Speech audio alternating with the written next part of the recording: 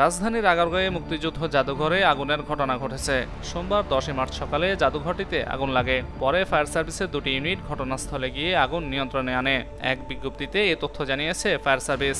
এতে বলা হয়, সোমবার সকাল 9টার সময় আগারগাঁওয়ে মুক্তিযুদ্ধ জাদুঘরে আগুন লাগার খবর পায় ফায়ার সার্ভিস। জাদুঘরের 4তলা ভবনের নিচতলায় জেনারেটর রুমে আগুন লাগার ঘটনায় সকাল 9টা 20 মিনিটে ঘটনাস্থলে পৌঁছায় ফায়ার সার্ভিস। পরে মোহাম্মদপুর ফায়ার স্টেশনের 2টি ইউনিটের চেষ্টায় সকাল 9টা 36 মিনিটে আগুন নিয়ন্ত্রণে আসে। তবে আগুন পুরোপুরি নির্বাপন হয় সকাল 9টা 46 মিনিটে। বৈদ্যুতিক গোলযোগের কারণে অগ্নিকাণ্ডের ঘটনা ঘটেছে বলে উল্লেখ করেছে ফায়ার সার্ভিস। তারা জানিয়েছে, অগ্নিকাণ্ডে আনুমানিক 5 লক্ষ টাকার ক্ষয়ক্ষতি হয়েছে আর উদ্ধার করা হয়েছে আনুমানিক 50 লক্ষ টাকার সম্পত্তি।